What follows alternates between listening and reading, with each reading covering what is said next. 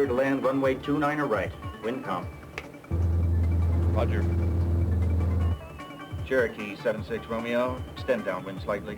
You'll be following Seneca on the south side of the airport. Seneca 3-3 Charlie Alpha, moving number 2 to land. Follow the Twin Cessna on final.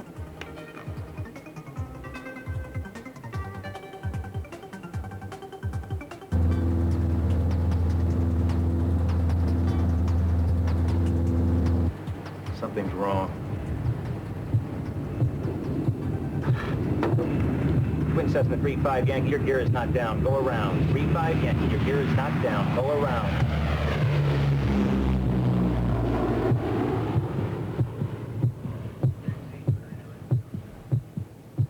That was close. Joe has an important job, helping keep other people alive. His work isn't easy, but Joe and I are used to hard work. After all, I have a pretty important job, too. I work hard to keep Joe alive. You know who I am. I am Joe's heart.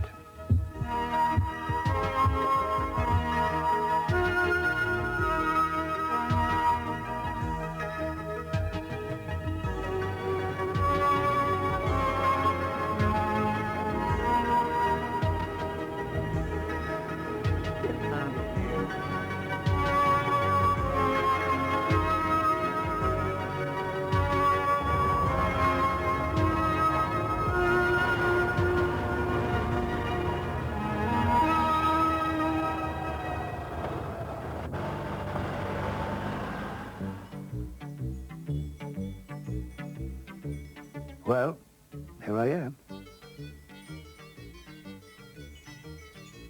I'm certainly no beauty. I'm red-brown in color and have an unimpressive shape. All that hearts and flowers stuff is flattering, but it's not really me. I weigh around 12 ounces. I'm about 6 inches long. And at my widest point, I'm about 4 inches across. I'm only the size of Joe's fist, but I'm the strongest muscle in Joe's body. Modern scientists have tried hard to duplicate me. But even their best ideas are no match for the real thing. I work 24 hours a day, 7 days a week, pumping blood around Joe's body. Joe's body contains about 10 pints of blood, and I push that blood through more than 1,000 complete circuits every day. If you put all Joe's blood vessels and capillaries end to end, they'd stretch over 100,000 miles. I pump Joe's blood all that distance at a rate of about 72 beats per minute. More if Joe is physically active or upset. When Joe sleeps, my beat slows to about 55 beats per minute. Unless Joe has a nightmare, which speeds me up again.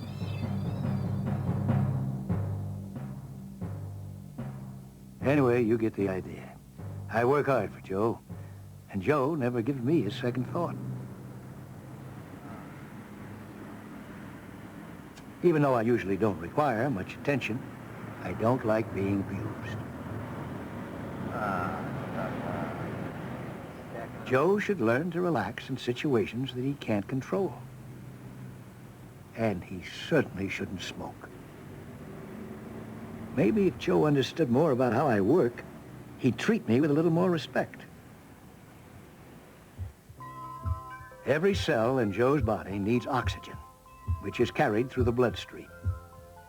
My job is to pump used blood from Joe's body into his lungs. Inside the capillaries of Joe's lungs, blood cells release carbon dioxide and pick up oxygen. Freshly oxygenated blood from the lungs is then pumped throughout Joe's body.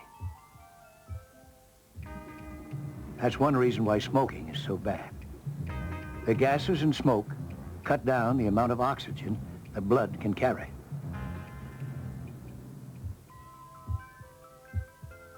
Since I have two jobs, I also have two pumps. The right side of the heart takes care of pumping used blood to the lungs. The left side pumps fresh blood throughout the body. Each side has two parts, a smaller chamber called the atrium and a larger chamber called the ventricle. One full cycle goes like this. Blood from the body fills the right atrium. The muscle of the atrium contracts, reducing the volume of the chamber. This forces blood out of the atrium and into the right ventricle. The valves which separate the atria and ventricles are pushed open when the atria contract. This allows blood to flow into the ventricles. Then the ventricles contract. The valves close, and blood from the right ventricle is forced through the pulmonary valve into the pulmonary artery and into the lungs.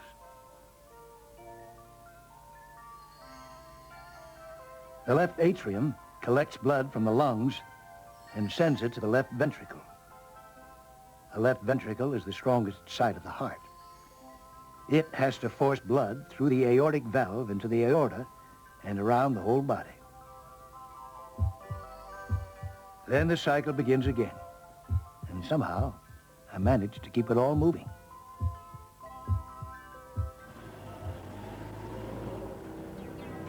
Home at last. Joe and I could use a little relaxation. We're late. Sometimes Joe's timing is a little off. Thank goodness I don't have that problem. My timer is a collection of specialized cells that behave just like nerve cells. An electrical impulse begins at the sinoatrial or sinus node, stimulates contraction of the atria, then travels down to the ventricles. These impulses regulate Joe's heartbeat and can be monitored by an EKG reading. My first roast. Would you like to carve, Dad? Yeah. Better get a chainsaw. Yeah. Oh, I'm just kidding, Jeffrey. It really looks wonderful. You look a little uptight. Your father had a rough day today. Oh, it's just the airport. Another plane almost touched down with his landing gear up. Really? What happened? Mechanical problems. Guy was lucky. I spotted it just in time. I honestly don't know how you stand all that pressure. Well, I'll tell you one thing. Really gets the old ticker going sometimes. My heart must have pounded for about an hour. Well, I just suppose you try to slow it down with a half a pack of cigarettes. Jane, smoking helps me relax. Come on, Dad. You know cigarettes are the absolute worst for your heart. What have you been doing? Reading the Surgeon General's report? Maybe. Stick to Nancy, Drew, huh? She worries about you because she loves you. Isn't that right, Jenny? Yeah. Besides, I need you to stay healthy so you can pay for my car insurance. What car insurance? Well, I got my driver's permit today. Oh, great. Do you know what your mother and I got today, huh? We got a notice that your brother's tuition just went up. Oh, it didn't. Now, where is all this money supposed to come from, young lady, huh? Look, she has to drive anyway. Well, fine, she can pay for her own. Even at home, Joe seems to be under stress. Well, at least we're getting nourishment. A lot of kids do it. Besides carrying oxygen, one of the most important things I do is distribute nutrients throughout Joe's body from the food he eats. Joe, that fatty meat isn't what I mean by nourishment. In fact, some things Joe eats can make it harder for me to get the nourishment I need. Working nonstop day and night, I need plenty of fuel, and it has to come from the blood that I pump. That's what the coronary arteries are for. They branch off the aorta and bring me a steady supply of nutrients and oxygen. My coronary veins carry waste products in the bloodstream away from the heart. I gotta go do homework. You finish it before you turn the TV on, okay? Okay. Joe, don't throw that fat down the sink. It's going to clog the drain. Remember, Joe, you ate what was in that pan. The same thing can happen to your arteries. Fat cholesterol and waste in the blood can build up on the artery walls in the form of plaque. That process is called atherosclerosis, and the thicker the deposits, the harder it is for blood to get through. If the passage becomes too narrow, a small clot in the blood can lodge there and stop the flow altogether, and that's trouble. When it happens to a coronary artery, it means a heart attack. If a part of the heart is without oxygen and nutrition for even a short time, muscle tissue will die.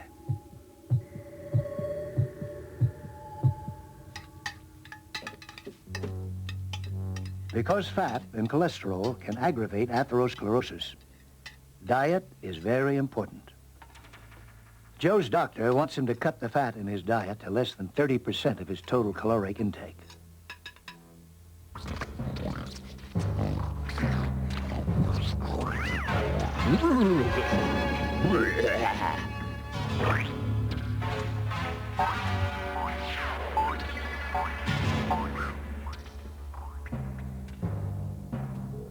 Since a diet high in fat and cholesterol leads to a higher risk of heart and circulatory disease, diet is considered a risk factor which can be controlled. Heredity is another important consideration in coronary heart disease. Unfortunately, it's one factor Joe cannot control. People whose parents, grandparents, and brothers and sisters have had heart trouble are more likely to have trouble themselves. Since Joe can't change his family history, it's important for him to pay strict attention to the risk factors he can control. Like diet, another controllable risk factor is stress. And Joe doesn't always handle stress very well. Do we have to pay this whole thing this month, or can we pay half of it? No, the whole thing. What is this $756 for? I don't know. I forgot to put it in. I can't find it anywhere. You know, between Jack's tuition and Jenny's car insurance, we're going to be lucky if we make it through the month. It would really help if you record your check amounts. At least we know where we stand. It's my fault now, huh? Why don't we try something really radical, huh? Like spending less money than we make for a change? Calm down, Joe. Emotional stress releases adrenaline and other hormones into the bloodstream. Over time, these can contribute to atherosclerosis and can cause high blood pressure. Where are you going? High blood pressure, or hypertension, is itself a risk factor. Hypertension increases the possibility of other heart and circulatory problems, such as strokes. High blood pressure makes me work harder, and eventually, that can make me weaker. And higher pressure speeds up hardening of the arteries. I'm glad we finally straightened out our budget. Yeah, me too. You know, you were right, as usual. I'm sorry I lost my temper. It's all right. I just wish you'd, for your own sake, relax a little bit. I wish I could relax, too.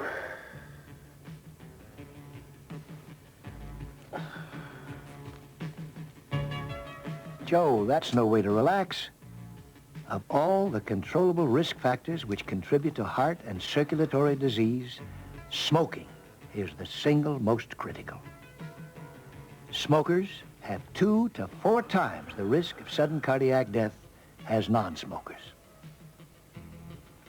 Not only does smoking reduce the amount of available oxygen, it speeds up the heart, making it work harder.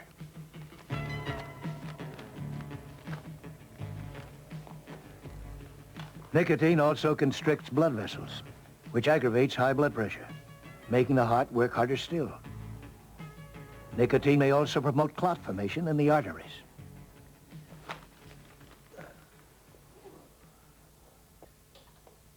As for drinking, well, an occasional drink is all right for some people, but excessive drinking can also increase the risk of heart disease. Whatever happened to your exercise program? I'm starting tomorrow. I'm gonna play basketball with George. Basketball?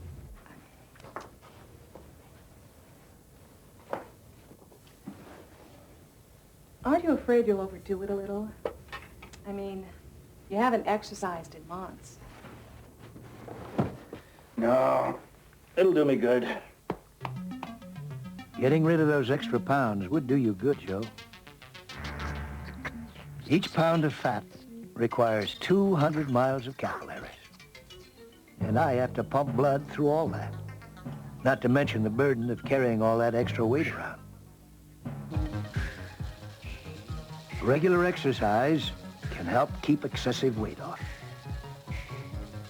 Exercise also releases chemicals into the blood, which help keep cholesterol levels down.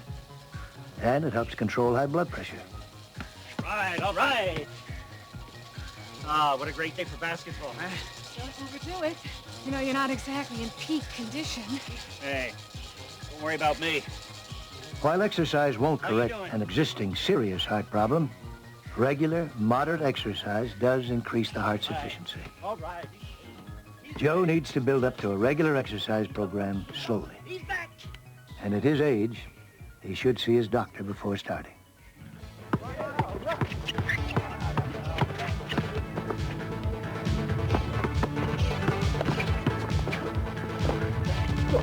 All right.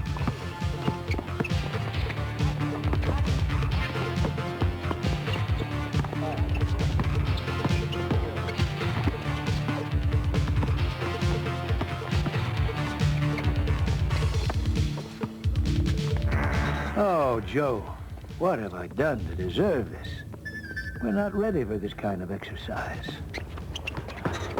Come on. Ah.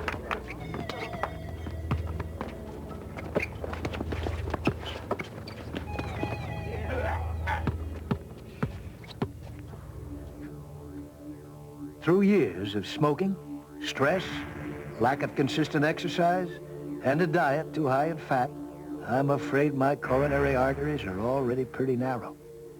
Part of me can't get enough oxygen to keep up with this workout, and I can't eliminate the waste in Joe's blood. This is ischemia, an area of muscle that's not getting enough oxygen. Ischemia is a condition that often exists prior to a heart attack. I'm going to have to send Joe a message.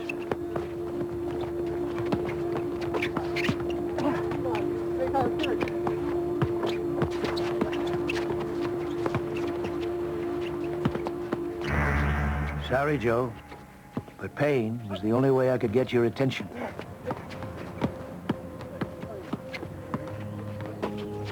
You won't admit it yet, but our problem is more serious than you'd like to believe. You all right, sir? Yeah. I got this terrible pain. That's... You're more than out of shape, Joe.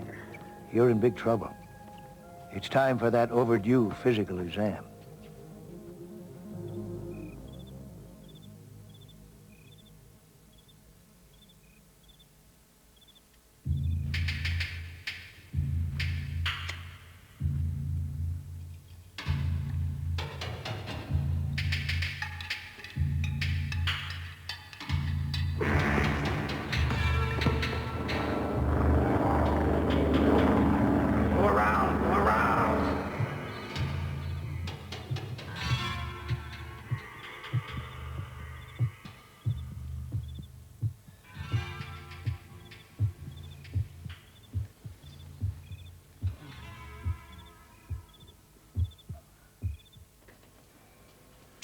Coffee ready? Hey, you don't look too well. Didn't you get any sleep? Just tired. I'll be fine. You're not just tired, Joe. That dizziness and nausea you feel is another warning sign. Oh, no. I'm sorry. I'm already late. I got to get out of here.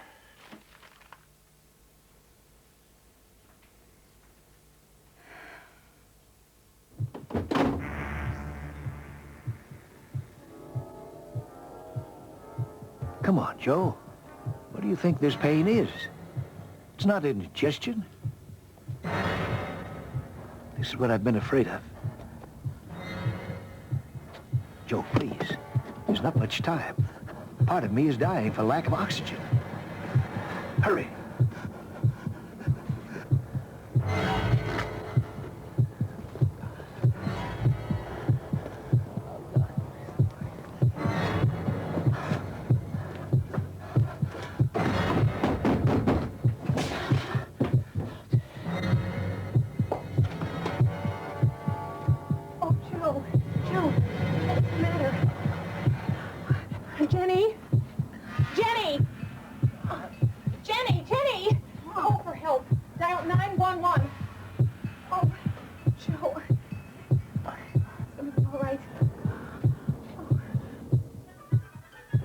tiny clot of blood is lodged in the remaining narrow passage of the coronary artery.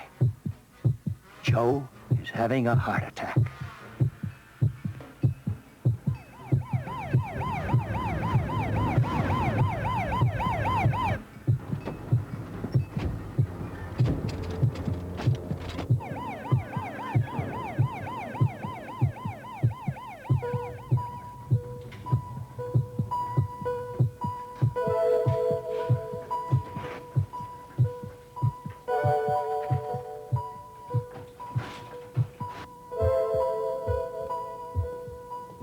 Joe isn't out of danger yet, but at least he's getting help. Extra oxygen will keep the cell damage down and make it easier for me to do my work. The doctor has given Joe medication for pain and something to keep my rhythm regular. He's also given a medication which will reduce clot formation.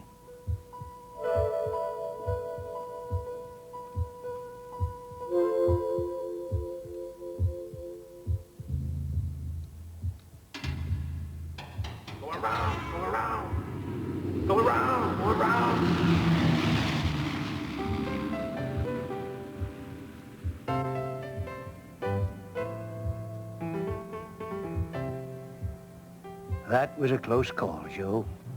It's a good thing help came quickly.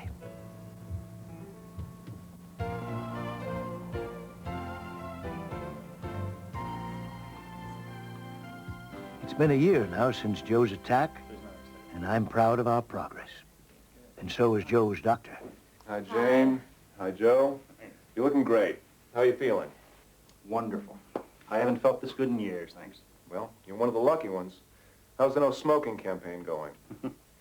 Well, it's going pretty good. I think about him a bit, but I haven't cheated once. And I'll vouch for that. And he's been really terrific on his diet. Very little fat, no salt, and no alcohol. Getting plenty of exercise. Mm-hmm. We walk about an hour every day together. And that's really been good for me, too. Well, it all seems to be making a difference. Your weight is down, your blood pressure and cholesterol are within normal range. Looks good. It's good news, huh? So, what's on the agenda for today?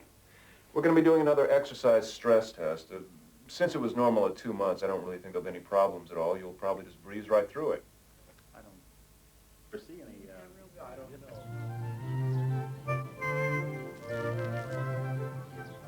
Well, that's my story. It's too bad Joe had to get sick first, but if he behaves himself, I'll still go on working for him for many years to come. In fact, from now on, both Joe and I can look forward to a longer, healthier, and more rewarding life.